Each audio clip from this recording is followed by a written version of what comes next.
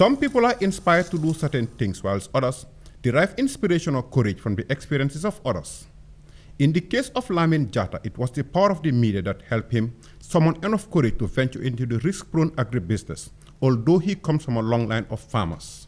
I never ventured in till I saw an interview, a lady by the name Ajola Jallo.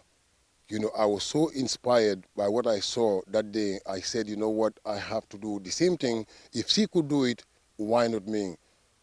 Then in 2019, that's when we started, demarcating fencing. Then February 20th, 2020, that's when we planted the first orange trees back there.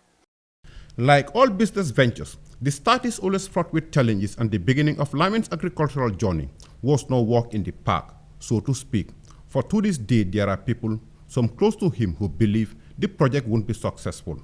Once we started, I had a lot of doubters that tell me agriculture would never work in the Gambia. You're just wasting your time. But I know, with determination, there is nothing that I wouldn't be able to do.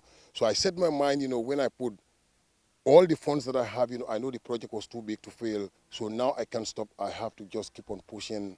That's why we are where we are today. One would expect Lamin to try to recoup the huge investment he made on the farm measuring 300 by 300 meters, complete with its solar-powered watering system, as soon as possible. Lamin is, however, doing otherwise. I have, all different kind of oranges, mandarin, papaya, avocado, and of course, I have 22 women that I gave space to, they work and then they feed their families. And I charge them not even a penny. Last year, each and every woman of them made, $180,000. Fatou Jatta and Bintu Sanyang, whom we encountered while touring the farm, he praised on Lamin for the opportunity to make a living for themselves and their families. The increasing need for water, especially during the dry season, is proving to be a bit of a challenge, but there are plans to ensure adequate water to cater for the needs of the over 3,000 citrus trees and the others, as well as the vegetables cultivated by the women. So we need about 2-3 boreholes to help us, definitely. Emboldened by the promising results and the huge potential he sees in agriculture, Lamin is planning his next steps. This is just the beginning. Probably, I will start using, I try to get a machine where, I could use these things, all natural, no preservatives. And then, that's the biggest goal.